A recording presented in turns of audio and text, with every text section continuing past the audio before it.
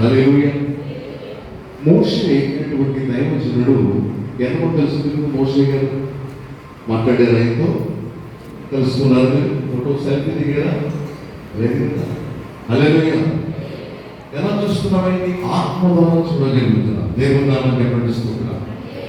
ఎందుకంటే వారు మనకు మాదిరి వచ్చి వెళ్ళారు. హల్లెలూయా. ఎలాంటి మాదిరి అంటే కష్టాలు ఎలా ఉండాలి, వ్యాధులు ఎలా ఉండాలి, బాధలు ఎలా ఉండాలి, కన్నీటి లోయలు ఎలా ఉండాలి, లేక సౌఖ్యములో కూడా ఎలా ఉండాలో వారు మాదిరి వచ్చి వెళ్ళిన వాడి గొప్ప దైవజనుడు. దేవుని నామమున ప్రకటిస్తున్నాం. ఐగుప్తు నుంచి మొదలుకొని నెబో పర్వతం వరకు వాళ్ళు ఇశ్రాయేలు ప్రజలు తీసుకొచ్చిన తర్వాత అప్పటికే 120 సంవత్సరాలు మోషే వయసు పైబడుతూ ఉంది. అందుకని యెహోషువకు కొత్త నాయకత్వంలో యెహోషువ నాయకత్వం వచ్చినప్పుడు అంటున్నాడు, ఇదిగో నీ దేవుడని యెహోవా నీ ముందర నడిచేవాడు, ఆయన నీకు తోడై ఉంటాడు, ఆయన ఎన్నడూ మిమ్మల్ని విడిచిపెట్టాడు. గట్టిగా చెప్పండి స్తోత్రం. నేను పాటలు రచించాను, చాలా పాటలు అందులో రచించిన పాటల్లో ఒక పాట రీసెంట్గా, చెయ్యి విడువని నాదు యేసయ్యా జీవితాంతము నీతో నడుతును. పాడతావా? చెయ్యి విడువని నాదు యేసయ్యా జీవితాంతము నీతో నడుతును, నా చెయ్యి విడువని నాదు యేసయ్యా జీవితాంతము నీతో నడుతును.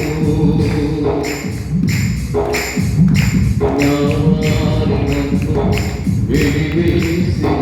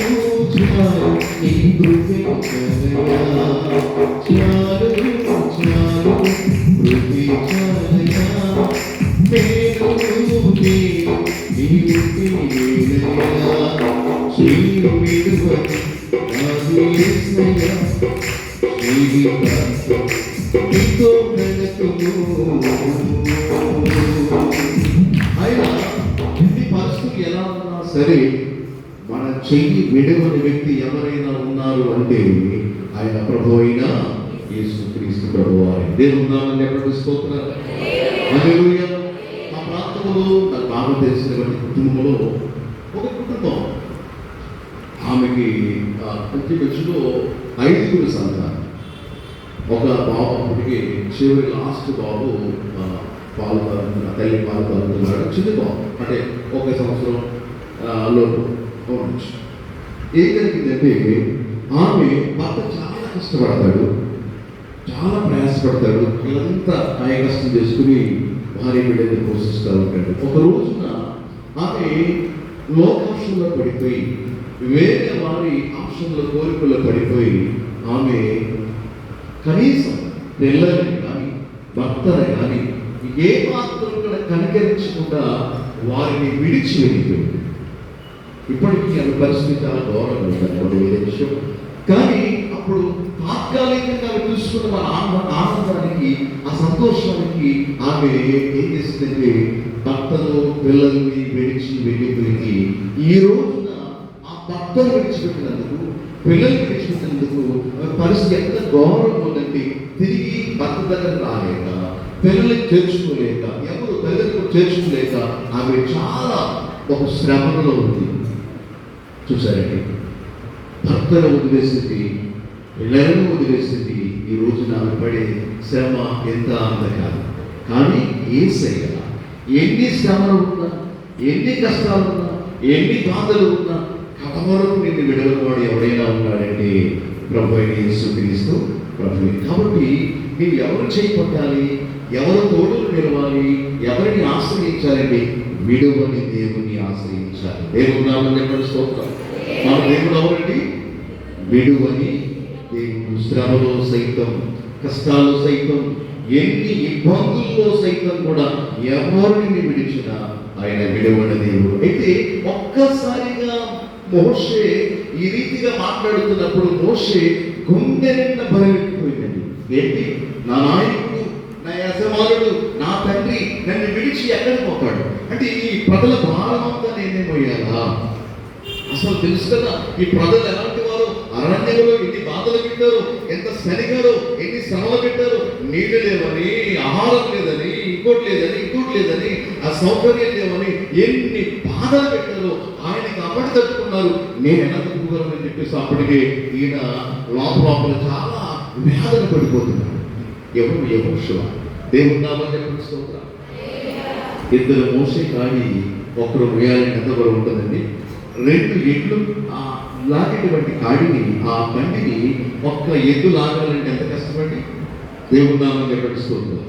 ఒకేసారి ఆయన ఈ భారమంతా మోపేటప్పటికి యెహోషువ భయపడిపోతున్నాడు. అయితే ఒకటి, నీ ముందర నడిచేవాడు యెహోవా, ఆయన నిన్ను విడువడు. నీ చదువులో, నీ ఉద్యోగం, నీ వ్యాపారంలో, నీ వివాహంలో, నీ జీవితంలో ఎవరైనా నడిచేవాడు ఉన్నాడంటే, నీకు సహాయం చేసేవాడు ఉన్నాడంటే ఎవరో తెలుసా? ఆయన నజరేయుడైన యేసు. గట్టిగా చెప్పడం దేవుని గుండె నిండా దుఃఖమా, కళ్ళ నిండా కన్నీలా, యేసయ్య ఉండగా నీకేల వేదన, యేసయ్య ఉండగా నీకేల వేదన. గుండె నిండా దుఃఖమా, కళ్ళ నిండా కన్నీలా, యేసయ్య ఉండగా నీకేల వేదన, యేసయ్య ఉండగా నీకేల వేదన. అందమారి కానకున్నాడా, నీకున్నవారి దూరమయ్యా. అందమారి కానకున్నాడా, నీకున్నవారి దూరమయ్యా. ఎవరు లేని ఒంటరి నేనని, ఎవరికి చెందని నేనెందుకని దిగులు పడి నీవు నన్ను చాలించను. దిగులు పడి నీవు నన్ను చాలించను. ఆదరించే యేసు నీ చెంతకు వస్తా. గుండె దుఃఖమా, కన్నీట కన్నీలా, యేసయ్య ఉండగా నీకేల వేదన, యేసయ్య ఉండగా నీకేల వేదన. ఓ సోదరా, ఓ సోదరి, నీ బాధలు మాపిది యేసే, నీ భారం మోసింది యేసే, నీ బాధలు మాపిది యేసే, నీ భారం మోసింది యేసే. అది తెలియక నీలో నిన్నున్నావా. గుండె దుఃఖమా, కన్నీల కన్నీలా, యేసయ్య ఉండగా నీకేల వేదన. జీవిత భారం మొదలు, నీ కుటుంబ భారం మొదలేక, సేవ భారం మొదలేక, చదువునే భారం మొదలేక, సంసారమైన భారం మొదలేక నీవెంత కుమిలిపోతున్నావు సహోదరుడా, సహోదరి. ఎంత నలిగిపోతున్నావు సహోదరి, సహోదరుడా. అనుకున్న విషయంలో సాధించలేక, అనుకున్న వ్యాపారంలో లాభాలు రాక, కుటుంబం కట్టబడలేక, కన్నీళ్లతో కష్టాలతో కుటుంబాన్ని ఏదలేక ఎన్నో భయంకరమైన సమస్యలు నలిగిపోతున్నావా? ఒక విషయం మర్చిపోతున్నావు, ఆయన నిన్ను చెయ్యి పెట్టి వెన్ను తట్టి ముందుకు నడిపించే దేవుడు. దేవుడు నామం చెప్పండి స్తోత్రం. అందుకే వాక్యం చెప్తుంది, నా తల్లిదండ్రులు నన్ను విడిచిన యెహోవా నన్ను చేరదీయును. హల్లెలూయా. తల్లిదండ్రులు లాంటి వారిని విడిచిన, ఆత్మీయులే విడిచిన, బంధువులే విడిచిన, ఎవరు నిన్ను విడిచి వెళ్ళిపోయినా పర్వాలేదు. ఎందుకంటే యేసు నిన్ను విడవడు, ఎడబాయడు. హల్లెలూయా. అందుకని మోషే అప్పటికి ఆ మాట చెప్పిన కొన్ని దినాల్లోనే ఆయన మరణించాడు, లేక ప్రభు దగ్గరికి వెళ్ళాడు. ఒక్కసారి ఇన్ని లక్షల మంది భారమంతా కూడా ఎవరి మీద పడిందండి? మోషే మీద పడింది. దేవుని నామం చెప్పండి స్తోత్రం. అయితే దేవుడు మోషే భయపడుతున్నప్పుడు, దిగులు పడుతున్నప్పుడు, నా తండ్రి లేడు, నాకీ తండ్రి లేడు, లేక నా యజమానుడు లేడు, నా కాపుర లేడు, ఏంటి ప్రభువా అని ఏడుస్తున్నప్పుడు, నా జ్ఞానం లేదు, సామర్థ్యం లేదు, నేను ఇంత ప్రజల్ని మొయ్యలేనయ్యా, ఈ భారం భరించాలని ఏడుస్తున్నప్పుడు దేవుడు యెహోషువతో మాట్లాడుతున్నాడు. చూడండి, చూస్తే యెహోషువ గ్రంథం 1వ అధ్యాయం 9వ వాక్యంతో, నిన్ను ఎడబాయము నిబ్బరము కలిగి ధైర్యముగా ఉండదు వారికి ఇచ్చినది మోషేకు తోడై ఉన్నట్లు నీకును తోడై ఉండును. మోషేకి ఎలాంటి ఆశీర్వాదం ఇస్తానని చెప్పాను, పాలు తిన్నప్పుడు దేశాన్ని స్వాస్థ్యంగా ఇస్తానని చెప్పాను కదా. నా సేవకుడు మోషే నా సన్నిధి అడగని మోషే, యెహోషువ నేను మోషేకి తోడై ఉన్నట్లుగా నీకును తోడై ఉండేదను. దేవుడు నామం చెప్పండి, స్తోత్రం. ఆత్మీయులకు, ఆత్మీయ తల్లిదండ్రులకు, ఆత్మీయ తండ్రికి తల్లికి తోడై ఉన్న దేవుడే మనందరికి తోడై ఉండే దేవుడు. దేవుడు నామం చెప్పండి, స్తోత్రం. కాబట్టి ఒక విషయం చెప్తాను, దేవుడు తోడుగా లేకపోతే గ్లాస్ నీళ్ళు తాగి సంతోషించగలవండి? రాత్రి పడుకుని ఉదయం లేవగలమా? చెప్పండి. ఇశ్రాయేలు కాపాడేవాడు ఉనకడు నిద్రపోడు. దేవుడు నామం చెప్పండి, స్తోత్రం. రాత్రి వేళ కలిగే భయమునకను దానమైనడు చీకటితో సంచరించు. అంటే రాత్రి వేళ ఏమొస్తాయి? భయాలు వస్తాయి. చీకట్లు ఏమొస్తాయి? తెగుళ్ళు వస్తాయి. సాధారణంగా తెగుళ్ళు, రోగాలు, అంధకార క్రియలు మనల్ని ఏం చేస్తాయి? వెంటాడుతుంటాయి. ఎలాగో పడగొట్టాలి, నాశనం చేయాలి, మన జీవితాన్ని పతనం చేయాలి. కానీ అలాంటి శోధన కాలంలో కూడా దేవుడు తోడుగా ఉంటాడు. దేవుడు నామం చెప్పండి, స్తోత్రం. ఇప్పుడు యెహోషువ దేవునిపై ఆధారపడేటువంటి విషయం వస్తుంది. ఎలా అంటే దేవుడు మాట్లాడుతున్నాడు, నేను మోషేకు తోడై ఉన్నట్లు నీకును తోడై ఉంటాను. హల్లెలూయా. వాళ్ళు ఇల్లు కట్టారు, వాళ్ళు మేట కట్టారు, వాళ్ళు గడ్డి కొన్నారు, వాళ్ళు ఉద్యోగం ఇస్తూ, వాళ్ళు పెళ్లి చేస్తూ, వాళ్ళ పిల్లలు కన్నారు, వారి వ్యాపారం బాగా అనుకుంటున్నావా సహోదరుడు? నేనే జవాబు అనుకుంటున్నావా? వారికి తోడై ఉన్న దేవుడు నీకు తోడుగా ఉన్నాడు కదా. దేవుడు నామం చెప్పండి, స్తోత్రం. నువ్వు ప్రార్థన చేయి, యెహోషువ ప్రభు మీద ఆధారపడు, ఆయన మొరపెట్టు, నీ హృదయం ఆయనకి దగ్గరగా చేర్చుకో, ఉపవాసములు, ప్రార్థన చేయి, ప్రభు దగ్గర కనిపెట్టు. యెహోషువతో మాట్లాడినటువంటి దేవుడే నీతో మాట్లాడే, వారిని దీవించినట్టు నిన్ను దీవిస్తాను, వారికి ఇచ్చిన దేవుడిని నీకు ఇస్తాను. దేవుడు నామం చెప్పండి, స్తోత్రం. ఆయన మనకు ఎన్ని రకాలు ఇస్తాడంటే, ఒకసారి గమనించండి, ఎన్ని రకాల ఆశీర్వాదాలు మనకి ఇస్తాడంటే, నీకు ఏమి కావాలో అవన్నీ దేవుడు ఇస్తాడు. దేవుడు నామం చెప్పండి, స్తోత్రం. అందరికి ఒకలా ఇవ్వడండి.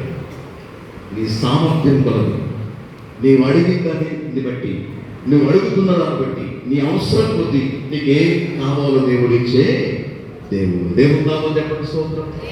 కుష్ఠరోగులు 10 మంది వచ్చారు, వాళ్ళకి ఏం కావాలి?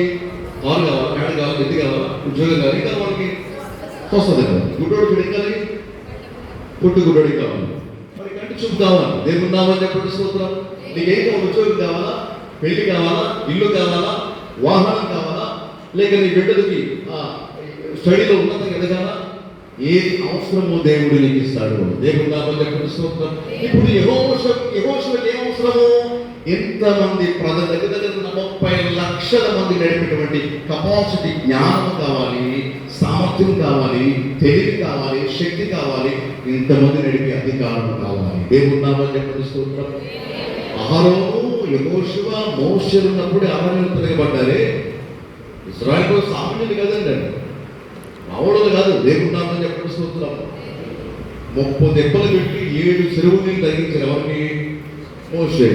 దేవుడు నామం చెప్పండి, స్తోత్రం.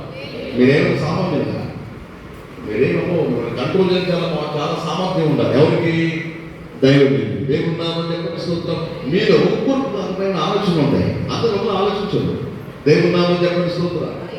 హల్లెలూయా. ఒకటి తీపిస్తాం, ఒకటి నలిపిస్తాం, ఒకటి తెలిపిస్తాం, ఒకటి పసిపిస్తాం, ఒకరికి కారం ఇస్తాం, ఒకటి ఉప్పిస్తాం, ఒకటి పులిపిస్తాం. ఎన్ని రకాలటువంటి అభిలాషలు, ఎన్ని రకాల స్వభావాలు, ఎన్ని రకాల తలాంపులు ఉంటాయో వాక్యం చెబుతుంటే ఎన్ని రకాల తాటలు కడతా ఉంటారు. దేవుడు నామం చెప్పండి, స్తోత్రం. డ్రెస్ కోడ్గా పేరు పెడతారు, నిలబడతారు పేరు పెడతారు, మాట్లాడుతుంది మైక్ పట్టుకుని విధానం పేరు పెడతారు. అమ్మో, రకరకాలుగా అలాంటి ప్రజలు మోషేతో ఉన్నారు. దేవుడు నామం చెప్పండి, స్తోత్రం. ఇశ్రాయేలు ప్రజలు యెహోషువతో ఉన్నారు. అందుకని యెహోషువ భయపడిపోతున్నాడు. మోషే అతని వాడే, నా 45 దినాలు ప్రభుతో పోరాడి పదార్థాన్ని సంపాదించి ముఖాముఖ ప్రభుత్వం చూసినట్టు అంత నాయకుడిని దడదలాడే అరణ్యంలో నేడంతా అని యెహోషువ సన్నికాపురం అయిపోయిన సంబరం లేదు. దేవున్నామని చెప్పండి స్తోత్రం. ఇన్ని లక్షల మందికి నాయకుడు సంబరం లేదు. ఇంద్రబాబు నా పరిస్థితి భయపడిపోతున్నాడు. దేవున్నామని చెప్పండి స్తోత్రం. అప్పుడు అక్కడ దేవుడు మోషేకు ఏ రీతిగా తోడై ఉన్నాను, సామర్థ్యంగా ఇచ్చాను, నీకు తోడుగా ఉంటాను. దేవున్నామని చెప్పండి స్తోత్రం. అలాగే ఆయన బ్రతుకు దినములన్నిటి కూడా ఏ మనుషుడు నిలవలేడు అని దేవుడు వాగ్దానం చేశాడు. దేవున్నామని చెప్పండి స్తోత్రం. ఎప్పుడైతే ఎవడైతే దేవుని ఆశ్రయిస్తాడో, దేవుడి మాట వింటాడో, ప్రభుని వెంబడిస్తాడో, ప్రభు మాట నమ్ముతాడో వాడికి దేవుడు ఇస్తాడు. నీ బ్రతుకు దినములంటే ఏది నీ ముందు నిలబడదో. దేవున్నామని చెప్పండి స్తోత్రం. ఎప్పుడు ఆయన వాగ్దానం నమ్మినప్పుడు, ఆయన మాటలు మనం రిసీవ్ చేసుకున్నప్పుడు, మన హృదయంలో ఆయన మాటలు ఉన్నప్పుడు ప్రభు చెప్పాడు, నా యందు మీరును మీ యందు నా మాటలను నిలిచి ఉన్న ఎడల మీకు ఏది ఇస్తామో అడగండి, అది మీకు ఇస్తాను. దేవుని నామం చెప్పండి స్తోత్రం. మనము యెహోషువ వలె ఏం చేయాలి? అన్న మాటలు నమ్మాలి. ఎవరి మాటలు నమ్మాలి? దేవుడు ఇస్తాడు, నాకు ఉద్యోగం, ఇల్లు కడతాడు, నా కుటుంబాన్ని కడతాడు, నా తండ్రిని బాగు చేస్తాడు, నా తల్లిని బాగు చేస్తాడు, నా సోదరిని బాగు చేస్తాడని నమ్మినప్పుడు ఏం జరుగుతుందంటే గొప్ప కార్యములు చూస్తాం. దేవుని నామం చెప్పండి స్తోత్రం. ఒక సదాధిపతి దాసుడు మంచాన్ని పట్టి ఉంటే దేవుడు ఏం చెప్పాడు? వేలు నీ విశ్వాసం గొప్పది, నీకు మోర్నట్టే. ఆ ఇంటికి వచ్చినప్పుడు ఏం జరిగిందంటే అతడు ఆల్రెడీ స్వస్థత తన దాసుడు ఆ కూర్చొని ఉన్నాడు. దేవుని నామం చెప్పండి స్తోత్రం. ఒక స్త్రీ వచ్చింది, ఆ విధవరాలు వచ్చేటుంది, నా కుమార్తె దయ్యం పట్టిందయ్యా, రండి మీరు వచ్చి నా కుమార్తెను జీవించండి ప్రభు అంటే ప్రభు అన్నాడు, వెళ్ళమ్మా, నీ విశ్వాసం గొప్పది, నీ కోరినట్టే అవుతుంది. ఆమె ఇంటికి రాగానే ఏం జరిగింది? ఆమె కుమార్తె దయ్యం వదిలి ఆడుతూ ఉంది. దేవుని నామం చెప్పండి స్తోత్రం. ఈరోజు యెహోషువ కూడా ఆ మాట నమ్మాడు. నమ్మిన తర్వాత తిరుగులేని నాయకుడయ్యాడు. దేవుని నామం చెప్పండి స్తోత్రం. మోషే చేసిన గొప్ప కార్యాలన్నీ కూడా యెహోషువ ద్వారా దేవుడు జరిగిందంటే మోషే గొప్ప కార్యం చేయలేదు కాదు, చాలా అద్భుతాలు చేసిన మోషే. మామూలు అద్భుతాలు కాదు. ఏంటి అద్భుతాలు? బండ నుంచి నీళ్ళు పెట్టించాడు. హల్లెలూయా. ఆయన చేతులెత్తి ఏం చేశారు? శత్రువులు ఓడిపోయారు. దేవుని నామం చెప్పండి స్తోత్రం. ఆకాశం వచ్చింది, మన్నా కురిపించాడు దేవుడు. హల్లెలూయా. ఇంకా మహా అద్భుతం ఏం చేశారు మీకు? ఐగుప్తులో అది అద్భుతం. దేవుడు కఠినుడు పొరవ ఎదుట కూడా ధైర్యంగా నిలబడి మాట్లాడాడు. దేవుని నామం చెప్పండి స్తోత్రం.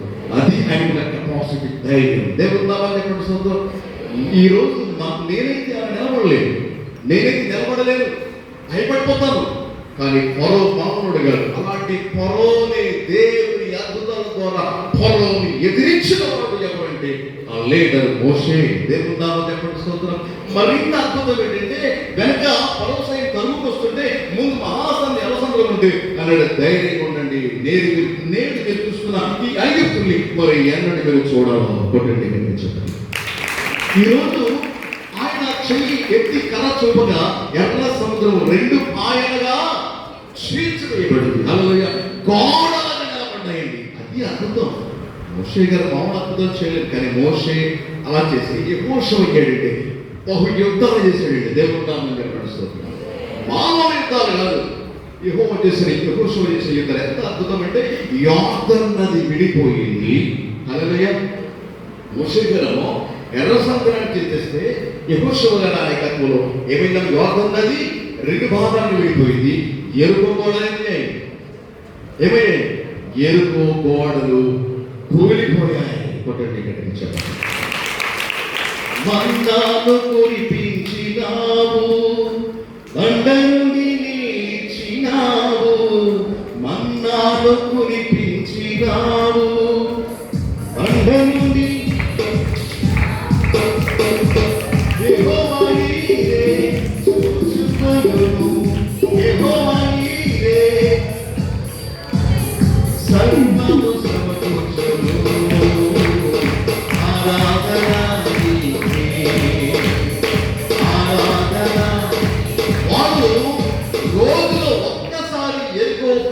తిరిగి 7వ రోజున 7 సార్లు తిరిగి ఒక్కసారి కేకలేదు. ఏం జరిగింది? ఎరుపు గోడలు కుప్పకూలిపోయి. దేవుని నామం చెప్పండి స్తోత్రం. సంఘం ఏం చేయాలంటే మానక దేవుని స్తుతించాలి. హల్లెలూయా. మానక ప్రభు దగ్గర ప్రార్థన చేస్తూ ఉండాలి. ఇంకా రెట్టింపు రెట్టింపు రెట్టింపు. రోజులో ఒక్కసారి ప్రార్థన చేస్తే నీ ప్రార్థన టైం పెరగాలి. దేవుని నామం చెప్పండి స్తోత్రం. గంట ప్రార్థన చేస్తున్నావా, 2 గంటలు పెరగాలి. 2 గంటలు ప్రార్థన చేస్తున్నావా, 3 గంటలు ప్రార్థన చేయాలి. దేవుని నామం చెప్పండి స్తోత్రం. 3 గంటలు ప్రార్థన చేశారంటే దయ్యాలు సైతం నీ మీదకి వచ్చి మోకరిల్లుతాయి. హల్లెలూయా. అలా వారు 7వ రోజున 7 సార్లు తిరిగి 7 మార్లు తిరిగి వారు కేకలు వేయగా ఎరుపు గోడలు కూలిపోయాయి. దేవుని నామం చెప్పండి స్తోత్రం. నీ ముందర భయంకర పరిస్థితులు కూలిపోవాలంటే, శత్రువు కూలిపోవాలంటే, వ్యాధి, మరణం, శోధన, కన్నీరు, దుఃఖం, ఏ విషయాల్లో ఓడిపోయి పతనమవుతున్నావో, నిన్ను కృంగరిస్తున్నాయో, నిన్ను అదో పాదాలు తొక్కేస్తున్నాయో, ఆ పరిస్థితులు కూలిపోవాలంటే నువ్వు చేయవలసింది దేవుని సన్నిధిలో మోకరిల్లి ప్రార్థించాలి, 7 అంతలుగా స్తుతించాలి. హల్లెలూయా. అప్పుడు ఎరుపు లాంటి గోడలే కూలిపోగలది. కానీ నీ హృదయంలో, నీ తలంపులో, నీ ఇంటిలో, నీ ఒంటిలో, నీ జీవితంలో ప్రతి గోడ కూలిపోతుంది. హల్లెలూయా. ఇకపోతే 3వ విషయం ఏంటంటే, చూడండి, ఆది కాండము చూస్తే, ఆది కాండము మృతి నొందిన తర్వాత అతని కుమారుడు ఇస్సాకును దేవుడు ఆశీర్వదించెను. 2 చేతులు పెట్టి చెవులు పెడదామా? స్తోత్రం. హల్లెలూయా. అబ్రహాము మృతి నొందడానికి చాలా వృద్ధాప్యం వచ్చేసింది. ఆయన విశ్వాస వీరుడు, ప్రార్థన పరుడు. ఆయన దగ్గర ప్రతి చోటల్లా ఆయనకున్న అలవాటు ఏంటంటే బలిపీఠం కట్టి దేవుడికి దహనబడనిపిస్తాడు. దేవుని నామం చెప్పండి స్తోత్రం. అతను ప్రార్థన పరుడు, విశ్వాస వీరుడు, దేవుని స్నేహితుడు, ప్రభుతో నడిచిన వాడు, ఎన్నో అద్భుతాలు, వాగ్దానాలు పొందుకున్నవాడు అబ్రహాం. అయితే ఇస్సాకు అంతగా రెట్టింపుగా దీవించబడ్డాడు. దేవుని నామం చెప్పండి స్తోత్రం. చూడండి, నీతిమంతుల సంతానం, ఒక ప్రార్థన పరుల సంతానం ఎలా దీవించబడతారో, భక్తిహీనులు అయిపోవడం కాదు, రాను పాతాలకు వెళ్ళిపోవడం కాదు. నీ తండ్రి ప్రార్థన పరుడైతే, నీ భార్య ప్రార్థన పరుడైతే, కొడుకుగా, కుమారుడిగా, కుమార్తెగా ఎవరు అనుసరించాలి? వారిని మాదిరిగా తీసుకోవాలి. దేవుని నామం చెప్పండి స్తోత్రం. ఇస్సాకు కూడా తన తండ్రి ఏ రీతిగా అనుసరించాడో ప్రార్థన జీవితాన్ని అలా అనుసరించినప్పుడు, ప్రభు దగ్గర కనిపెట్టినప్పుడు, అతని కరువు కాలంలో ఈజిప్ట్కి వెళ్తుండే, ఇస్సాకు నేను ఇక్కడే ఉండి ఈ దేశం మొదలు వెళ్తున్నవి అన్నాడు. చూడండి ఒకసారి ఆది కాండం 26వ అధ్యాయం 12వ వచనం. ఆ కాండం 26:12. మీరు ఎక్కడైనా గమనించండి, 22, 24 అధ్యాయాల వరకు చూస్తే అబ్రహాం జీవితంలో ఎక్కడ కూడా 100 ఫలం పొందలేదు. పొందాడండి ఎవరైనా? పొందారా? నేను బైబిల్ని 52 సార్లు రీడ్ చేస్తున్నాను, చదువుతున్నాను. 50 పూర్తి చేసుకుని 52 సార్లు రీడ్ చేస్తున్నాను బైబిల్ని. ఈ నా 29 సంవత్సరాల సేవ, ఈ విశ్వాస యాత్రలో దేవుని నామం చెప్పండి స్తోత్రం. తక్కువ చెప్పాను, అప్పటికే 100 సుమారు పూర్తి అయిపోయింది. కొన్నిసార్లు బాధపడతా ఉంటారు, మరి మీరు బైబిల్ ఎన్నిసార్లు పూర్తి చేయడం లేదు. దేవుని నామం చెప్పండి స్తోత్రం. గమనించండి, అబ్రహాం ఏ అధ్యాయంలో కూడా తన జీవితంలో 100% ఆశీర్వాదం పొందలేదు. వాగ్దానాలు పొందుకున్నాడు కానీ 100 ఫలం మాత్రం అబ్రహాం చూడలేకపోయాడు. కానీ తన కుమారుడు ఇస్సాకు దేవుని మాట విన్నవాడై, విధేయత చూపిన వాడై, దేవుని అనుసరించిన వాడై, ఆయన మాటను విన్నవాడై, విధేయుడై, ప్రార్థన పరుడై ఏం చేశాడంటే విత్తనం వేసి ఆ సంవత్సరము 100 ఫలించాను. ఆ కింద లైన్ చదువు. యెహోవా అతనిని ఆశీర్వదించెను, ఆ మనుషుడు గొప్పవాడాయను, అతని మిక్కిలి గొప్పవాడను వరకు క్రమముగా అభివృద్ధి పొందుతూ వచ్చాను. అతనికి గొర్రెల ఆస్తి, గొడ్ల ఆస్తి, దాసుల గొప్ప సమూహము కలిగినందున ఫిలిష్తీయులు అతని యందు అసూయపడిరి. చెప్పండి. గత బహుశా 15 నాలుగుల సంబంధము, స్నేహభావము గత 15 ఏళ్ళు అనుకుందాం. 15 సంవత్సరాల్లో వారి యొక్క ఆత్మీయ జీవితం కానీ, వారి సేవ జీవితం కానీ నేను ఒకసారి బ్యారేజ్ చూసుకుంటే అది కేవలం వస్తుంది. దేవుని నామం చెప్పండి స్తోత్రం. ఈ రోజున మీ ఆత్మీయ తండ్రి గారి కుటుంబాన్ని లేక మిమ్మల్ని దీవించిన విధానం ఎలా ఉందండి? 100 బలం పట్టండి కనుక చెప్పండి. అలాగే మీ దైవజన కుటుంబాన్ని మీ సంఘాన్ని, మీ సేవ, మీ పరిచర్య, వారిలో అనుబంధ సేవకులు అవనివ్వండి, సహవాస సేవకులు అవనివ్వండి, లేక ఆత్మీయంగా మీరు అవనివ్వండి, ఎలా ఉన్నారంటే మీరు ఇస్సాకు వలె మీ దైవజనుడు నూరంతులుగా ఫలిస్తా ఉన్నాడు. హల్లెలూయా, స్తోత్రం. ఎందుకు తెలుసా? ఆయన దేవునిపై ఆధారపడి ఉన్నాడు. ఆయన దేవుని వెంబడిస్తున్నాడు. దేవుని మాట ఆయన వింటూ ఉన్నారు కాబట్టి ఆయనతో మీరున్నారు. మీరు ఎలా దీవించబడుతున్నారండి? విస్తారముగా దీవించబడుతున్నారు. దేవుని నామమున చెప్పండి స్తోత్రం. గొర్రెలాస్తి, గొడ్లాస్తి, ఒంటెలు, రకరకాల జంతువులాస్తి, అప్పుడు గొర్రెలు, అప్పుడు మేకలు, అప్పుడు పశువులు, అప్పుడు ఎడ్లు, ఇప్పుడు ఆత్మల సంపాదన. కొట్టండి గడికి చెప్పండి. హల్లెలూయా, ఆత్మల సంపాదన, ఆత్మల రక్షణ. హల్లెలూయా. ఎన్ని వందల మంది, ఎందరో సేవకులు దైవజనులతో మాట్లాడుతూ చాలా మంది సేవకులు నాకు కలిసి పనిచేస్తున్నారు. వారికి సంఘాలు నేను అప్పగించినప్పుడు చాలా సంతోషించారు. అంతకన్నా అభివృద్ధి ఏముంటుంది? అంతకన్నా దేవుడి కోరుకునే వేరే విషయం ఉంటుంది. హల్లెలూయా. ఒక సేవకుడు అభివృద్ధి పొందుతూ విస్తరిస్తూ ఫలిస్తూ తానే కాకుండా అలాంటి సేవకులు కల్పించి ట్రైనప్ చేసి ఇతర సంఘాలు స్థాపించి వారిని అప్పగించి నడిపించే నాయకత్వం కంటే మరంతకన్నా గొప్ప విషయం ప్రభుకి కావాల్సి వస్తుంది. హల్లెలూయా. ఒకసారి గట్టిగా చెప్పడం ఇది అవసరం. ఈ దైవజనుడు అభినందించుగా. హల్లెలూయా. ఈరోజు మీ యొక్క ఆత్మీయ గారి దేవుడు నూరంతులుగా ఆశీర్వదించాడు.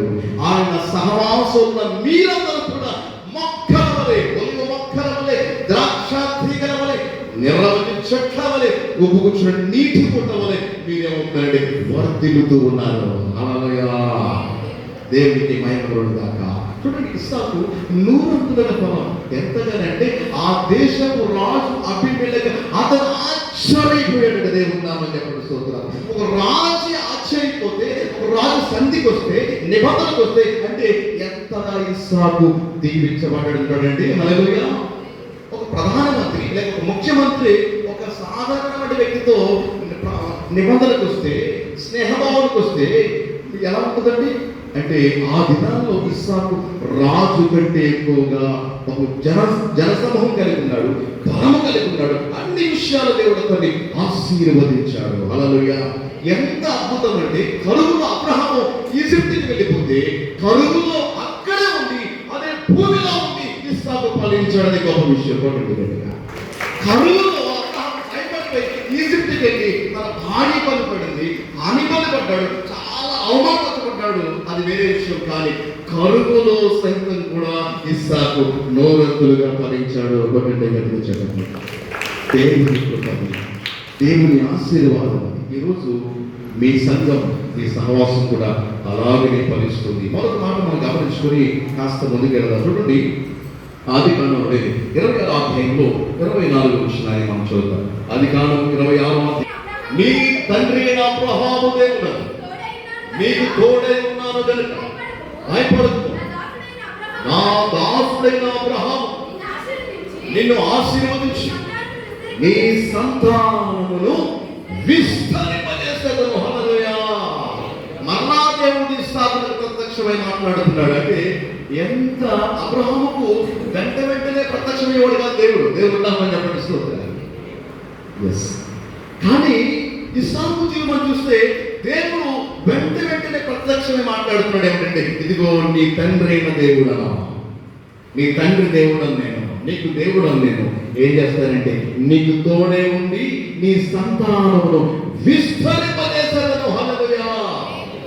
ఈరోజు మీ ఆత్మీయ తండ్రి గారి సంతానం కుమారుడు కుమార్తె కావచ్చు, కానీ వారు శారీరకమైన పిల్లలైతే సంతానం అయితే మీరందరూ గుండె లోతుల నుంచి, అనగా ఉపవాస ప్రార్థన నుంచి, ప్రియర కన్నీటి ప్రార్థన నుంచి, దేవుడి రక్త బిందువు నుంచి, నీ దైవజనుడు కాచిన కన్నీటి బాధ నుంచి, ఆ భయంకర ప్రశ్న వ్యాధి నుండి మీరు బయటకు వచ్చారు. దేవుడు నామని పడిస్తోన్నారు. అంటే మిమ్మల్ని దేవుడు ఏం చేస్తాడంటే బహుగా విస్తరింపజేస్తాడు. దేవుడు నామని పడిస్తోన్నారు. ఆయన సంఘాన్ని విస్తరింపజేస్తాడు. తూర్పుకి, పడమటికి, ఉత్తరికి, పడమటికి నడిపిస్తాడు, వ్యాపింపజేసే దేవుడు మన దేవుడు. దేవుడు నామని చెప్పండి స్తోత్రం. మరొక విషయం మనం గమనిస్తే రాజుల మొదటి గ్రంథం చూస్తే రాజులు మొదటి గ్రంథంలో 3వ అధ్యాయంలో 5వ వచనం మాటలు చదవండి. 1వ రాజుల గ్రంథము 3వ అధ్యాయము 5వ వచనం.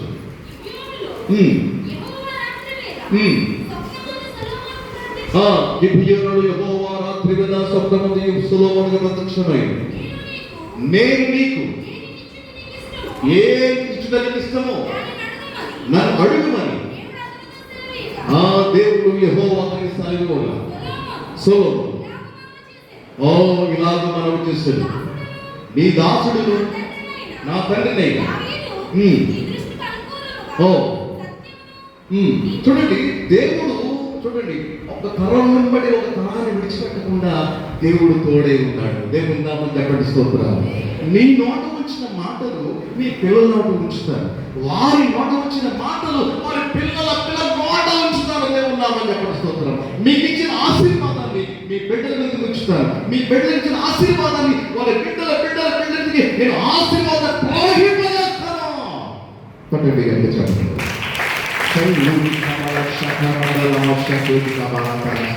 ఆయన ఒక్కరితో ఆశీర్వాదం వేసేవాడు కాదు. మీరు ప్రభువులో ఉన్నారు కదా, మిమ్మల్ని బట్టి మీ పిల్లల దేవుడు దీవించే దేవుడు. అబ్రహామును దీవించిన కదా ఆపే ఆశీర్వాదం సామోవే ఇస్సాకు మీదకి ఆశీర్వాదం వచ్చేసిందండి. హల్లెలూయా. యాకోబు మీదకి వచ్చేసిన ఆశీర్వాదం, తర్వాత యోసేపు మీదకి వచ్చిన ఆశీర్వాదం. యోసేపు ఏకంగా ఈజిప్ట్ దేశానికి ప్రధాని అయ్యాడు. కొట్టండి కనుక చెప్పండి. దావీదును దీవించిన దేవుడు ఆపే ఆశీర్వాదమే.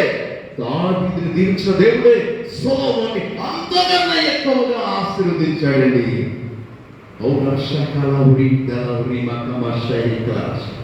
దేవుడు నాతో మాట్లాడుతున్నాడు. మీ ఆటి తండ్రి గారిని దేవుడు దీవించాడు, వారి కుమారుని వారి కుమార్తెను వారి కుటుంబం జనరేషన్ దేవుడు ఎంతకన్నా అధికంగా దేవుడు దీవించబోతున్నాడు. వారిని కాదు, వారి మీద వచ్చిన ఆశీర్వాదం మీ అందరి మీద కూడా ప్రవహించబోతుంది. ఎంతమంది కావాలి ఆశీర్వాదం? అబ్రహాము ఆశీర్వాదం, ఇస్సాకు ఆశీర్వాదం, యాకోబు ఆశీర్వాదం, యోసేపు ఆశీర్వాదం, అలాగే దావీదు ఆశీర్వాదం, సొలొమోను ఆశీర్వాదం. దేవుని నామమున చెప్పండి స్తోత్రం. దావీదు అనేక పోరాటాలు చేస్తే కొండలకు దగ్గర ఇంచుమించు 7 సంవత్సరాలు పడితే 21 మర్డర్ అటాక్ చేయబడింది. అంటే సౌలు మామూలుగా తగ్గాడు, ఏటో విసిరాడు, 21 తగ్గించుకున్నాడు. తర్వాత కొన్ని దినాలు ఆయన అట్లా శ్రమపడిన తర్వాత రాజు చేశాడు. కానీ అన్ని యుద్ధమే తన జీవితంలో ఎప్పుడు ప్రశాంతంగా కూర్చున్న పరిస్థితి లేదు. కానీ సొలొమోను మాత్రం ప్రశాంతంగా సింహాసనం కూర్చున్నాడు. దేవుడు నామం చెప్పండి స్తోత్రం. అంటే ఎంత ఆశీర్వదించాడు సొలొమోను దేవుడు. దాని జీవితంలో యుద్ధాలు, భయాలు, పరుగులు, అంటే దానికి ఇక్కడ ఓటమి లేదు, కానీ ఓటమి ఎక్కడ లేదు. దానికి ఏ యుద్ధానికి జయమే, రక్తం ఉలికించేవాడు. కానీ సొలొమోనుకి సమాధానం ఇచ్చాడు దేవుడు. కొట్టండి కనుక చెప్పండి.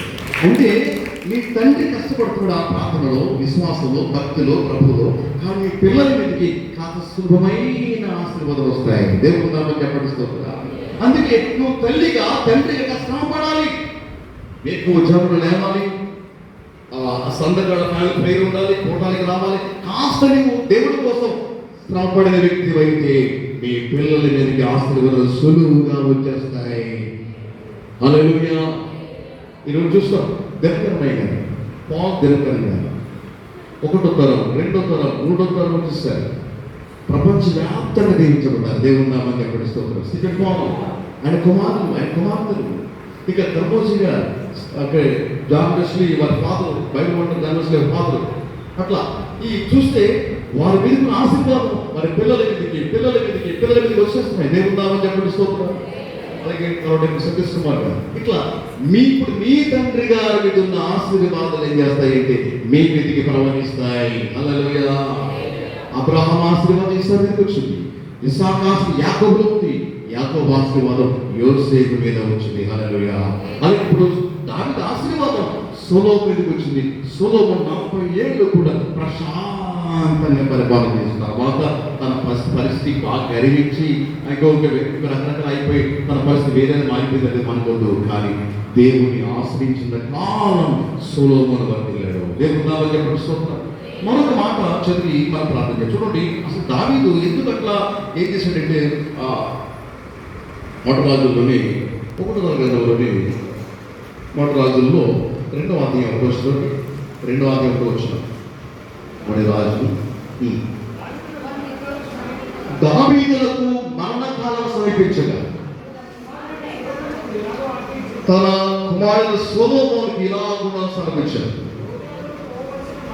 నేను లోకులు పోల్చిన మార్గమున నేను పోచున్నా, నువ్వు ధైర్యము తెచ్చుకొనము, నిబ్బరము కలిగి నీ దేవుని యెహోవాను అప్పగించి దాన్ని కాపాడి ఆయన మార్గమును అనుసరించి ఎడల ఇవే పరిపూర్ణంగా గమనించని వాక్యం. ఇవే పనికి పూనుకున్నా ఎక్కడ తిరిగినను అన్ని విషయాలు వివేక నడుచుకునే ఎడల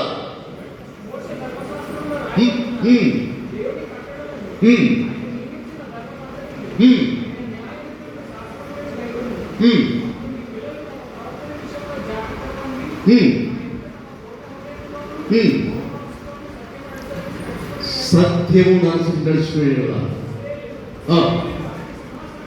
ఇశ్రాయేలు కలిసి మహాసభ మీద ఆసీనుడు ఒకడు నీకు ఉండగా ఉండకూడదు. ఒకటి గట్టిగా చెప్పండి.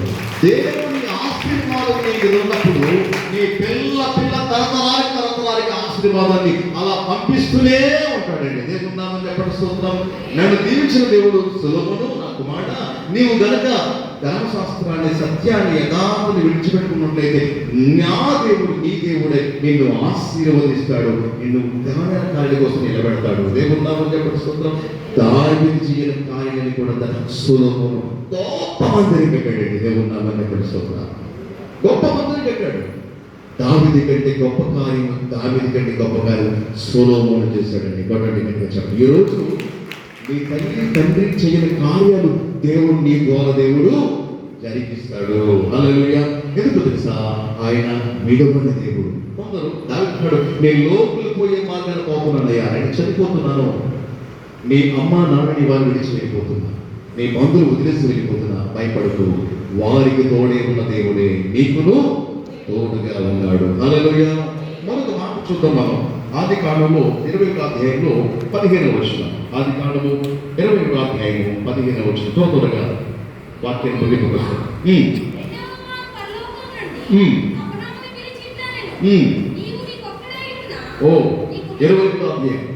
అధ్యాయం ఆది కాండము 15వ వచనం.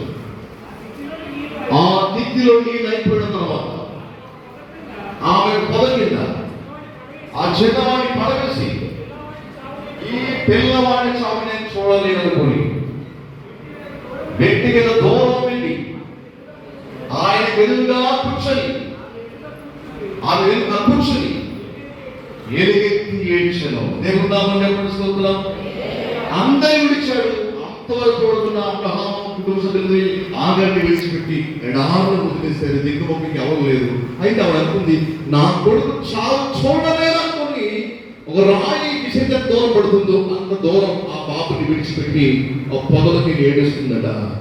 కన్న తల్లి ఆ మరణం చూడలేక, ఆ బాధ చూడలేక, లేకపోతే ఇక నిశ్చయం నా కొడుకు చనిపోనని చెప్పేసి ఆమె ఏడుస్తా ఉంది. ఈ రోజున నీ వారు నీ బాధలు నాకేం చెప్తావురా, నీ కష్టాలు నాకేం చెప్తావురా, నేను మోస్తానా, తీరుస్తానా, అరుస్తానా, తీసుకెళ్తానా? నీ బాధలు నువ్వే మోసుకోవాలి, నీ భార్య నువ్వే పోషించుకోవాలి, నీ అప్పులు నువ్వు తీర్చుకోవాలి, నీ ఇల్లు నువ్వు కట్టుకోవాలి, నీ బయట పాడేసి నువ్వు కట్టుకోవాలి, నీ అప్పులు నువ్వు కట్టుకోవాలి. నేను వదిలేస్తున్నాను, నేను విడిచిపెడతాను. అయ్యో నా వారు, నా కుటుంబం నన్ను వదిలేస్తుంది, భయపడుతున్నావా? ప్రభుత్వం మాట్లాడుతున్నాడు. కన్న తల్లి ఆ మరణం చూడలేక పారిపోయింది, దూరం అయిపోయింది. ఈరోజు నీ వారు కూడా చాలా మంది బంధువులు, స్నేహితులు కూడా దూరం అయ్యారా, నేను వదిలేశానా? కానీ దేవుడు మాత్రం ఆ చిన్నవారి మొదలైనట్టుగా నీ ప్రార్థన చేస్తే వింటున్నాడు. దేవుడు నామమున చెప్పండి స్తోత్రం. కన్న తల్లే మర్చిపోయింది, కన్న తల్లే బాధ చూడలేకపోయింది. అలాంటి బాధ చూడలేకపోతే తల్లిని చూస్తున్నాం కదా, కానీ పరలోక తండ్రి మాత్రం బాధను చూస్తున్నాడండి, ఆ బాధను వింటున్నాడండి. దేవుడు నామమున చెప్పండి స్తోత్రం. హల్లెలూయా. ఎంత అద్భుతం అంటే కన్న తల్లి ఆ బాధలు పట్టించుకోలేకపోయింది, చూడలేకపోయింది. అందుకే ఒక వాక్యం మనం చూస్తాం చూడండి. యెషయా గ్రంథంలో 49వ అధ్యాయంలో, యెషయా గ్రంథం 49వ అధ్యాయము 15వ వచనం చదవండి. యెషయా గ్రంథం 49:15.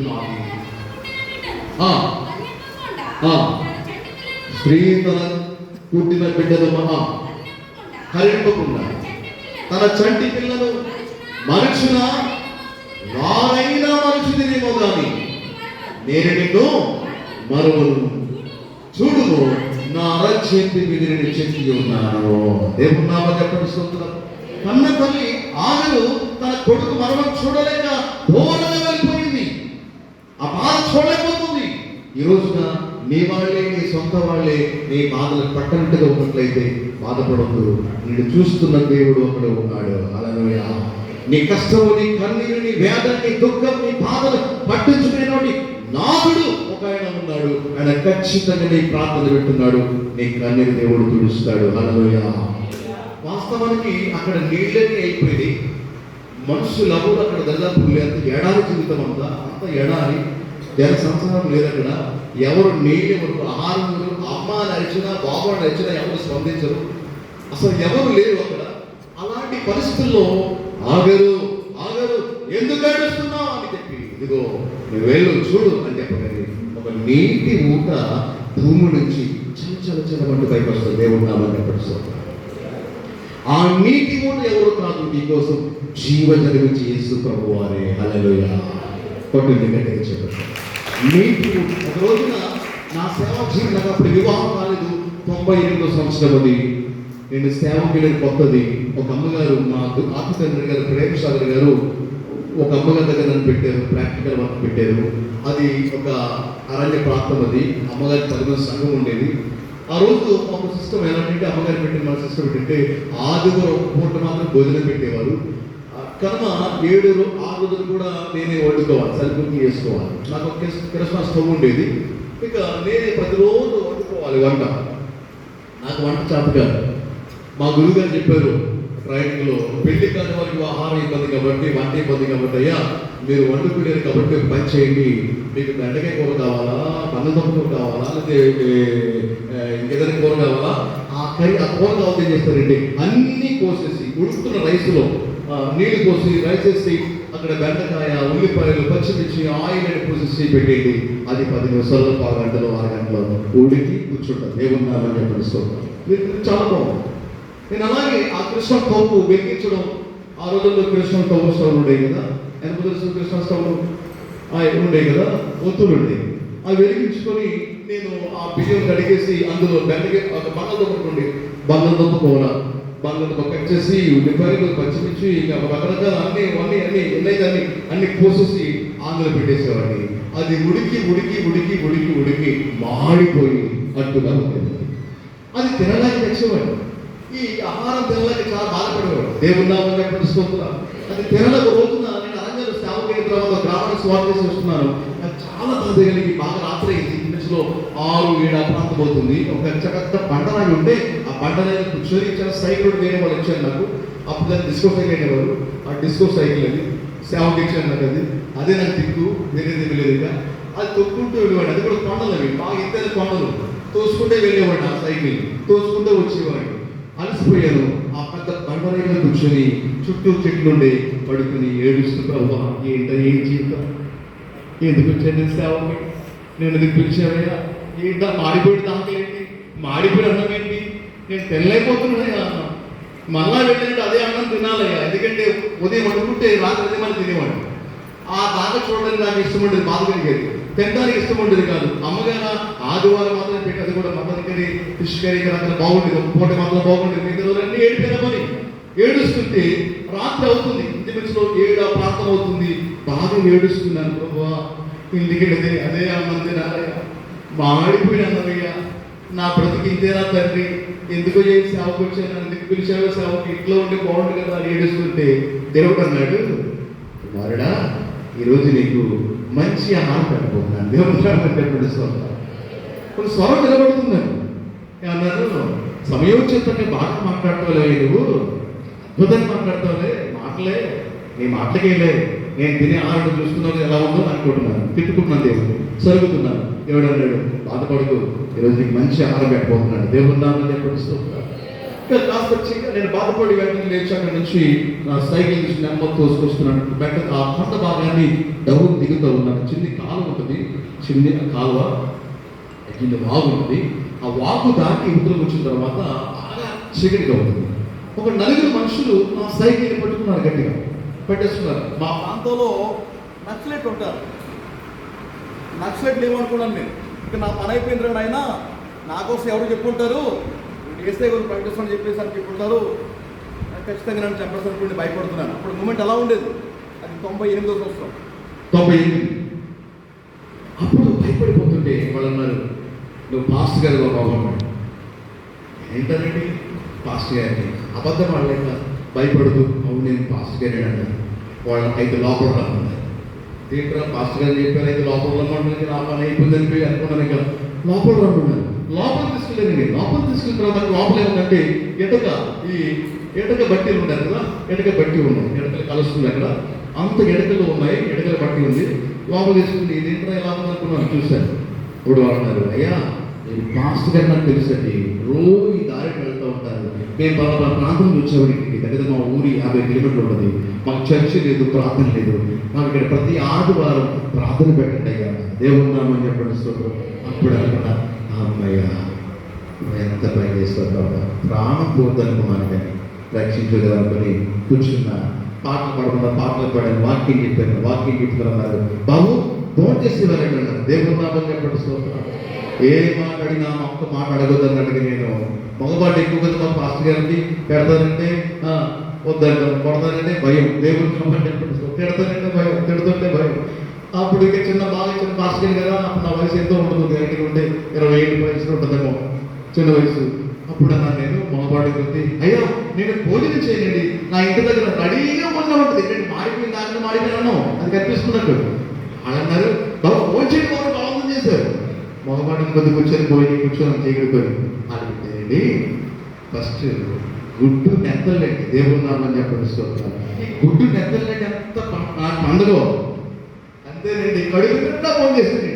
కడుపు నిండా ఫోన్ చేసిన తర్వాత అంతా అయిపోయాక మరి వెళ్తానంటే చిన్న ప్రార్థన చేయకపోతున్నారు. చిన్న ప్రార్థన చేస్తేనండి అప్పట్లో నా కానుక ఎందుకంటే వాళ్ళు ఇచ్చిన దగ్గర అందరూ కలిపి 100 రూపాయలకి కానుక ఇచ్చారండి. దేవున్నామని చెప్పండి. స్తోత్రం. 92 100 రూపాయలంటే ఈ రోజుల్లో ఒక 1000 రూపాయలు 5,000 దేవున్నామని చెప్పండి. స్తోత్రం. ఇక నిజంగా అప్పుడు అక్కడ ఏడవలేదు, ఏడుపు వచ్చేస్తుంది, ఏడవలే. ఎలాగో ఒకటి ప్రార్థన చేసి బయటకు వచ్చి దానంత ఏడిపే ఎంత గొప్ప దేవుడు. ఆహారం పెడతానన్నా నేను అమ్మలేకపోయాను, కానీ మంచి ఆహారం పెట్టాను. ఆహారం పెట్టడమే కాదయ్యా, నా చేతి నిండా కానుకిచ్చేవయ్యా. అప్పుడు నాకు ఎవరు కానుకోరండి. నాకు నేను చిన్న పాస్టర్డే తిన్నాను. నేను పాస్టర్ ఎవరు తెలియదు. దేవున్నామని చెప్పండి. స్తోత్రం. ఎంత ఏడ్చానో, ఎంత గొప్ప దేవుడు. నిన్ను విడవని దేవుడు, కొట్టండి కనిపించాడు. దేవుడు, నీ స్థితి ఎరిగిన దేవుడు, నీ పరిస్థితి మార్చే దేవుడు. ఇక్కడ మనం గమనిస్తే సొలొమోను జీవితంలో కూడా ఊహించలేదు నేను రాజునవుతానని. దావీదు తర్వాత రాజు అయ్యాడు, జ్ఞానవంతుడయ్యాడు, జ్ఞానమడిగాడు. జ్ఞానముతో పాటు సర్వ సంపదలు, రాజ అధికారం కూడా సొలొమోనుకు దేవుడు ఇచ్చాడు. హల్లెలూయా. ఆ జ్ఞానముతో, మహాజ్ఞానముతో ఎంత అద్భుతంగా పరిపాలన చేశాడు ఆ రోజున సొలొమోను. అట్లనే ఈ ఆదిన జీవితంలో కూడా ఏడుస్తుంటే, అమ్మా ఎందుకు ఏడుస్తున్నావు, ఇదిగో నీళ్ళు తిక్కులో నింపుకో, నీ కొడుకు పట్టించు. ఇంకో విషయం చెప్తున్నాను, నీ కొడుకు బ్రతుకుతాడు, నీ కొడుకుని బహు జనముగా దీవిస్తాను. కొట్టండి. పంపే వెళ్ళగొట్టే కాశీని, తన కుమార్ని వెళ్ళగొట్టే ఆయనే, వాడిని దీవించింది కూడా దేవుడే. కొట్టండి. ఎవరిని విడిచిపెట్టండి, దాసులని లేక ఇంకోళ్ళని ఎవరిని నా దేవుడు వదలనండి. ఆయన్ని ఆశ్రయిస్తే ఏ భేదము లేదు, ప్రతి ఒక్కరిని ఆశ్రయిస్తాడు ఆయన. హల్లెలూయా. నువ్వు చిన్న ప్రార్థన చేస్తున్నావా, పెద్ద ప్రార్థన చేస్తున్నావా అని కాదు, నీ హృదయం నుంచి వచ్చే ప్రార్థన ఆయన పెట్టాడు. హల్లెలూయా అంటాడు, ఆ చిన్నవారి మొర్ర నేను విన్నాను. కొట్టండి గట్టిగా. ఇస్సాకు ఏం చేస్తుంటాడు, దావీదు అబ్రహాము చాలా మార్లు బలిపీఠము కట్టి దహనము జరిపి ప్రార్థన చేశాడు. ఎవరిని? దేవుడు. ఎవరు చూసాడది? ఇస్మాయిలు చూసేవాడు. దేవుడు నామని చెప్పండి స్తోత్రం. ఈ రోజు నువ్వు మోకరించి ప్రార్థన చేస్తే నీ పిల్లలను గమనిస్తారు, నీ బైబిల్ చదువుకుంటుంది గమనిస్తారు, మందిరికి వస్తే గమనిస్తారు. నీవేం చేస్తున్నావు ఒక రోజున వారి ఆపదలో కూడా, వారి వ్యక్తిగత పర్సనల్ లైఫ్ లో కూడా అదే అనుసరిస్తారు. అదే ఆ ప్రకారం దేవుడు వారిని ఆశీర్వదిస్తాడు. వారిని వదలు. ఇస్మాయిల్ని బ్రతికించాడు, ఆగర్ని బ్రతికించాడు, వారిని బహు జనముగా ఆశీర్వదించాడండి. చివరిగా ఆయన చూస్తే స్త్రీ కన్నా బిడ్డైనా మరచుదిను కానీ వీళ్ళు మాత్రం నేను మరవను. చూడుము నా చేతిలో నేను చెక్కి ఉన్నాను. నాకు బాగా గుర్తు 95వ సంవత్సరాన భూమికి వచ్చేస్తున్నా. ఒక 2-3 సార్లు 95వ సంవత్సరాన ఏం జరిగిందంటే, ఆ రోజు మా చిన్న బర్త్డే గ్లోరీ ఆ అమ్మాయి 2004లో పుట్టింది. 2005లో బర్త్డే. అత్తవారి నుంచి మా ఊరికి అప్పటికి మేము వేరే ప్రాంతం ఉండేవాడు, దగ్గర 10 కిలోమీటర్లు ఉంటుంది. అప్పుడు చిన్న చేతకు ఉండేది, చేతకు బళ్ళు ఉండేది కదా, స్కూటీ లాగా. ఇప్పుడు అప్పుడు చేతకు బండికి వస్తుంటే ఎందుకు తెలీదు, అది అనుకోకుండా అది కాస్త డ్యామేజ్ అయిందో లేదా గొప్పకి తెలియదు కానీ కాస్త బండి ఒక ఎగిరి పడిపోయింది. నా భార్య పడిపోయింది, నా కుమార్తె పడిపోయింది, చాలా గట్టిగా పడిపోయింది. నా భార్యకి ఏదైనా పళ్ళు విరిగిపోయింది. నేను కాస్త ముందుకెళ్ళి బ్యాలెన్స్ దగ్గర బైక్ కంట్రోల్ చేసుకున్నాను, నేను పడలేదు. కానీ నా భార్య పడిపోయింది, ఏదైనా పళ్ళకు విరిగిపోయాయి. నా చిన్న కుమార్తె అప్పుడు 1 year పూర్తవుతుంది, నా చిన్న కూతురు. ఆమె ఎవరు పట్టుకోలేదు. అలా రోడ్డు మీద ఎవరు పెట్టేస్తే ఇలా చిన్న పాప అలా ఆనుకుంటుంది, 2 చేతులు 2 కాళ్ళు ఇట్లా అలా ఆనుకుని పడి అలా ఉండండి. దేవున్నామని చెప్పండి స్తోత్రాలు. నా భార్యని నా దృష్టి లేదు, నా బాధ కాదు, నా భార్య పడిపోతుంది, నా కూతురు ఎలా ఉందో అని బాధపడిపోతున్నాను. తండ్రిగా దేవున్నామని చెప్పండి స్తోత్రాలు. భార్య తర్వాత నా కూతురు ఎలా ఉందో చూడండి. ఒక తండ్రి ప్రేమ ఎంత గొప్పగా ఉండదు కూతురు కూడా. దేవున్నామని చెప్పండి స్తోత్రం. ఈరోజు నీ జీవితం ఎలా ఉన్నా, ఎలా జీవిస్తున్నా, నువ్వు ఎలా ఉన్నా నీ తల్లి ప్రేమ గొప్పదయ్యా, నీ తండ్రి ప్రేమ గొప్పదయ్యా. దేవున్నామని చెప్పండి స్తోత్రం. వెంటనే వెళ్ళి చూసాను, నా భార్య లేపారు కూర్చొని కానీ నా బిడ్డలు ఎత్తుకున్నాను. చిన్న ఘాటు కూడా పడలేదు, చిన్న రాయి కూడా ఆమె టచ్ చేయలేకపోయింది, చిన్న గీత పడలేదు. ఆమె వాగ్దానం పెట్టిన సంవత్సరం ఇదే వాగ్దానం, చూడు నా చేతులు నేను చెక్కి ఉన్నాను. ఎంత నమ్మదగిన దేవుడు అది. కొట్టండి, ఎంత నమ్మదగిన దేవుడు. ఈరోజు ఈ సంవత్సరం ఏ వాగ్దానం ఇచ్చాడో చేశాడో ఆ వాగ్దానం నెరవేర్చే దేవుడు ఆయన. కొట్టండి, చెప్పండి. నీ జీవితంలో ఏ వాగ్దానం నెరవేర్చకుండా ఉండే దేవుడైనా ప్రతి వాగ్దానమునైనా నెరవేర్చే దేవుడు. నీ పిల్లల పట్ల, నీ కుటుంబం పట్ల, నీ జీవితంలో ఏదైనా కూడా ఆయన తప్పకుండా నెరవేర్చే దేవుడు. వ్యాధిలో ఉన్నావా, పొదటి బాధలో ఉన్నావా, భయంకర సమస్యలో బాధపడుతున్నావా, కోర్టు సమస్యలతో తగదు వేదన పడుతున్నావా, అవన్నీ తొలగిపోతాయి. కొట్టండి, నీ వ్యాధి ఏమైపోతుంది, నీ సమస్య పెరిగిపోతుంది, నీ కన్నీరు ఆగిపోతుంది, దుఃఖ దినములు సమాప్తమవుతాయి. ఈరోజు చివరి మాట జ్ఞాపకం చేస్తారు. చూడండి, రోమపత్రిక 8వ అధ్యాయము 35వ వచనం. ఇది చదివి ప్రార్థన చేసుకున్నాం. రోమపత్రిక 8వ అధ్యాయము 30.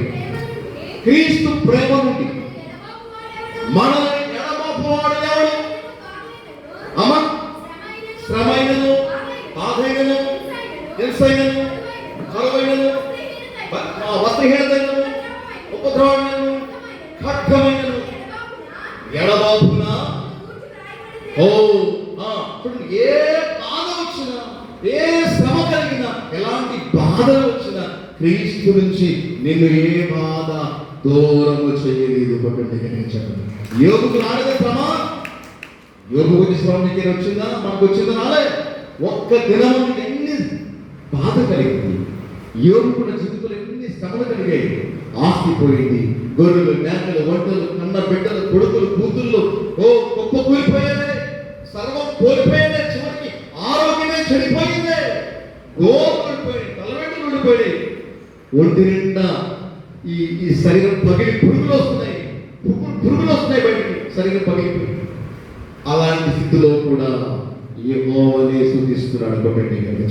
కానీ దేవుడిలో నమ్మకం ఉన్న కారణాన విశ్వాసముల కారణాన 42వ అధ్యాయం 12, 13, 14 చివరి వచనంలో యోబును రెండంతులుగా ఆశీర్వదించాడు. కొట్టండి గట్టిగా. బలమైన, హింసైన, ఉపద్రవమైన, బాధైన, కష్టమైన ఏది క్రీస్తు ప్రేమ నుంచి మనల్ని ఎడబాపలేవో. హల్లెలూయా. యోబు జీవితంలో చూస్తే ఎన్ని వచ్చాయి కానీ ఏది కూడా దేవుని ప్రేమ నుంచి దూరం చేయలేకపోయింది. సరికదా? యోబుని ఆ దేశంలోని తన కుమార్తెని సౌందర్యవంతులుగా దేవుడు దీవించాడు. మళ్ళా కుమార్తెని రెండంతుల ఆశీర్వాదం దేవుడు యోబులకు ఇచ్చాడు. రెండు చేతులు వెళ్ళగలుగుతాడా? ఆయన విడువని దేవుడు. లేచి నిలబడదాం, అందరూ లేచి నిలబడదాం. విడువని దేవుడు, ఎడబాగిన దేవుడు, నిన్ను మరవని దేవుడు. ఆయన మరిచిపోయేవాడు కాదు. నీవు ఉంచిన నమ్మకం, విశ్వాసం, ప్రార్థన జీవితం నీ నమ్మకాన్ని వమ్ము చేసేవాడు కాదు. నీ విశ్వాసాన్ని వమ్ము చేసేవాడు కాదు. నీ యొక్క వాగ్దానాన్ని ఆయన మరిచిపోయేవాడు కాదు. నీ ప్రార్థనని, కన్నీళ్ళని ఆయన నిర్లక్ష్యం పెట్టేవాడు కాదు. ఈ రోజు నేను కట్టించే నా యేసు క్రీస్తు ప్రభువు నీ జీవితంలో అద్భుతం చేయబోతున్నాడు. ఆయన ఆశ్చర్యకార్యం చేయబోతున్నాడు. ఓ హల్లెలూయా. మోషేకు తోడై ఉన్నట్లుగా ఈరోజు యెహోషువకు తోడుగా ఉండబోతున్నాడు. అబ్రహాముకు తోడై ఉన్నట్లుగా ఇస్సాకు దేవుడు తోడుగా ఉండబోతున్నాడు. అవును, దావీదుకు తోడై ఉన్నట్లుగా సొలొమోనుకు దేవుడు తోడుగా ఉండబోతున్నాడు. అబ్రహాము శారాకు తోడుగా ఉన్నట్లుగా ఆగరు తన కుమారుడు ఇస్మాయిల్ దేవుడు తోడుగా నిలబడ్డాడు. ఆగరు జీవితంలో, ఇస్మాయిల్ జీవితంలో అంతగా దేవుడు నిలబడ్డాడు, తోడుగా నిలబడ్డాడు. ఈరోజు ఏ విషయాలను చింతిస్తున్నావు? వారిని దిగులు పడుతున్నావు బిడ్డ, వేదన పడుతున్నావు, వారిని బాధించబడుతున్నావు. ఏది లేదని, ఏది రాదని, ఏది కాలేదని ఏ విషయాలు నలిగిపోతున్నావు, కుమిలిపోతున్నావు, వేదన పడుతున్నావు, కలవబడుతున్నావు. నీ కలవరాలు, నీ భయాలు, నీ ఆందోళన, నీ కష్టాలు, నీ కన్నీరు, నీ వర్తన స్థితి, నీ సొంత ఇంట్లో నీకు విలువ లేదు కదా. నీ వారిని అర్థం చేసుకుని పోతున్నారు కదా, అందరినీ ధృవీకరిస్తున్నారు కదా, ఎన్నిక లేని మనుషులు చూస్తున్నారు కదా. నేను నీ ఇంటిలో నీకు విలువ లేదు, నీ బంధువులు నీకు గౌరవం లేదు, కన్న తండ్రిని అసహించుకుంటున్నాడు, నీ గోగుట్లకి దూరంగా పెట్టేశారు, నీ భర్తనికి దూరంగా పెట్టాడు, కొందరికి నీ భార్య నీకు దూరం పెట్టింది కదా, కొందరికి నీ కన్న బిడ్డలే నీకు దూరంగా ఉన్నారు కదా. ఆర్థిక పొందులు నలిగిపోతున్నారు, కోర్టు సమస్యలు తగ్గడంతో సతమతమైపోతున్నారు, చదువులో రాణించలేక, వ్యాపారం రావాలలేక, కుటుంబాన్ని ఏదలేక, గెట్టలేక, గెలవలేక నలిగిపోతున్న మన సహోదరుడు సహోదరి యేసు నీతో మాట్లాడుతున్నాడు. యేసు నీతో మాట్లాడుతున్నాడు. నేను నీకు తోడై ఉన్నాను, నేను నిన్ను విడవను, ఎడబాయి ఇవ్వరని ధైర్యంతో మోషేకు తోడై ఉన్నట్టుగా యెహోషువా నీకు తోడై ఉన్నాను. దావీదు తోడై ఉన్నట్టుగా సొలొమోను నీకు తోడై ఉన్నాను, నీకు తోడై ఉన్నాను. ఇస్సాకు తోడై ఉన్నట్టుగా యాకోబుకు తోడుగా ఉన్నాను, యాకోబుకు తోడై ఉన్నట్టుగా యోసేపు నీకు తోడై ఉన్నాను. దావీదుకు తోడుగా ఉన్నట్టుగా సొలొమోను నీకు తోడుగా ఉన్నాను. నీకేం కావాలో కోరుకో, నీకేం కావాలో కోరుకో. సొలొమోను కోరుకున్నది శత్రువుల ప్రాణాలు కాదు, రాజ్యాన్ని కాదు, ఇంకా అధికారమును కాదు, జ్ఞానమును కోరుకున్నాడు. దేవుడు జ్ఞానముతో పాటు ఐశ్వర్యాన్ని, బహు ధైర్యాన్ని, వీరత్వాన్ని, రాజరికాన్ని, అన్ని రకాల ఆశీర్వాదాన్ని సొలొమోను దేవుడు ఇచ్చాడు. ఈరోజు నీకేం కావాలి దేవుడు అని విడబడి దేవుడు, ఎడబాయిన దేవుడు అడుగుతున్నాడు. అమ్మా నీకేం కావాలి? నువ్వేం కోరుకుంటున్నావు? ఏం అడుగుతున్నావు? ఎంతకాలం నువ్వు అడుగుతున్నావు?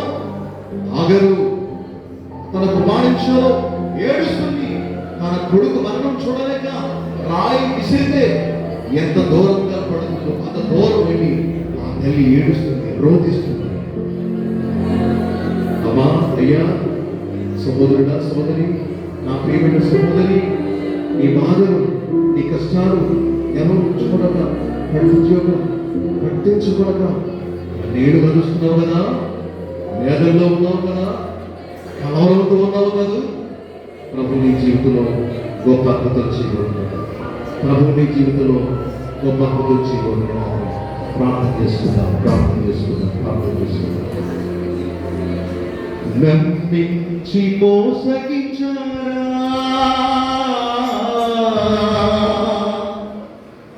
ప్రేమ పొందిన వారే గాయపరిచారా,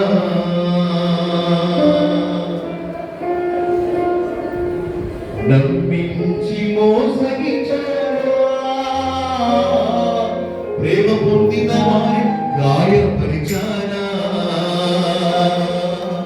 ఇంకేముంది సర్వం పోయేనని, నా బ్రతుకంతా ఎంత చెడినదని దిగులు పడి నీవు తనువు చాలించకు, దిగులు పడి నీవు తనువు చాలించకు. ప్రేమించే యేసు నీ చెంత నిలువగా, ప్రేమించే యేసు నీ చెంత నిలువగా. గుండె నిండ దుఃఖమా, కళ్ళ నిండ కన్నీలా, యేసయ్య ఉండగా నీకేలా వేదన, యేసయ్య ఉండగా నీకేలా వేదన.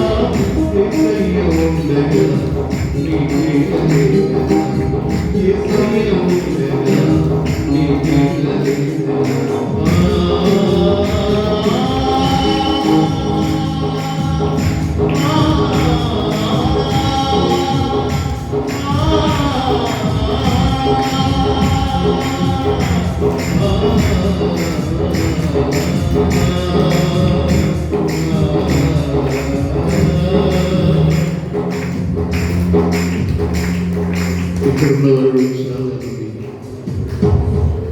నా కన్న బిడ్డలు నా మాట వినట్లేదని గుండెని పోదని చెప్తాను వచ్చాను. చాలా మంది సోదరు అయ్యో నా భర్త ప్రేమ నేను పొందలేకపోతున్నానే, నేనేంటో ఆయన ఇంకా అర్థం కావట్లేదే అని మోదించేటువంటి నా ప్రియమైన సోదరు నా ఇంట్లో నెమ్మది లేదే. అయ్యో నా బిడ్డ నా మాట నా అర్థం చేసుకెళ్ళిపోతున్న ఏడ్చే అర్థం లేకపోతే ఈ బాధ, ఈ సమస్య, ఈ కేసు, ఈ బాధ ఎంతవరకు వెళుతుందో అని కోర్టు సమస్యల బాధ కూడా లేకపోతే ఉద్యోగం చేయి, బాగా చదువు, ఉద్యోగం చేయి, బాగా చదువు, చదువురా ఉద్యోగం చేయని అంటున్నాను తల్లిదండ్రులు. ఏ ఉద్యోగం చెల్లక అర్థం పడలేదయ్యా అని వచ్చే నా ప్రియతములు లేకపోతే నేనే పని చేసి నేనే కష్టం చేసి నా కష్టాన్ని ఇంకా నా ఇంట్లో నిలవట్లేదు అని చివరి చాలా లేకపోతే ఈ రాత్రి నేను కనిపించిన నజరేయుడైన యేసు నీతో మాట్లాడుతున్నాను. అమ్మా ఎందుకు ఏడుస్తున్నా? ఇదిగో చూడు, నీ కోసం బావి తరవబడుతుంది. ఒక బావి, ఒక అవకాశం దేవుడికి ఇస్తున్నాడు. ఈ రాత్రి ఒక అవకాశం దేవుడికి ఇస్తున్నాడు. సహోదరుడా, సహోదరి, ఒక అవకాశం దేవుడికి ఇస్తున్నాడు. అయ్యో అబ్రహాము నా తండ్రి కాలంలో వచ్చిన తరువాత మళ్ళా వచ్చిందే. నా తండ్రి కాలంలో వచ్చిన తరువాత నాకు వచ్చిందే. బాధపడుతున్నా సోదరుడా, బిడ్డ, నా తండ్రి శ్రమలో ఉన్నాడు, నా తండ్రి అప్పుల్లో, నా తండ్రి ఇల్లు కట్టలేకపోయాడు, నా తండ్రి చాలా ఇబ్బందుల్లో ఉండేవాడు. నాకు ఈ శాపం, ఈ బాధలు, ఈ కష్టాలు నన్ను వెంటాడుతున్నాయే అని బాధపడుతున్నావు సహోదరుడా. దేవుడు ఎంతో మాట్లాడుతున్నాడు. వెయ్యి విత్తనం వెయ్యి, ఇక్కడే నిలువు, ఈ సహవాసంలో, ఈ సంఘంలో ఇక్కడ నిలిచి విత్తనమై నీ ధనాన్ని విత్తు, నీ ప్రార్థన విత్తు, నీ మనసుని విత్తు, నీ హృదయాన్ని విత్తు. నీ హృదయం తెరువు, తెరువు నీ హృదయాన్ని, నీ జీవితం ప్రభుకి అర్పించే. దేవునికి అర్పించు. నీవు దూరంతులుగా తల చూడబోతున్నావు, దూరంతులకు పంటకు అయిపోతున్నావు సహోదరి, నా ప్రియ సహోదరి, సహోదరుడా, మీరు పరవంతమవుతున్నారు. ప్రభు నాతో మాట్లాడుతున్నాడు. అందరినీ దేవుడు నూరంతులుగా ఆశీర్వదిస్తున్నాడు.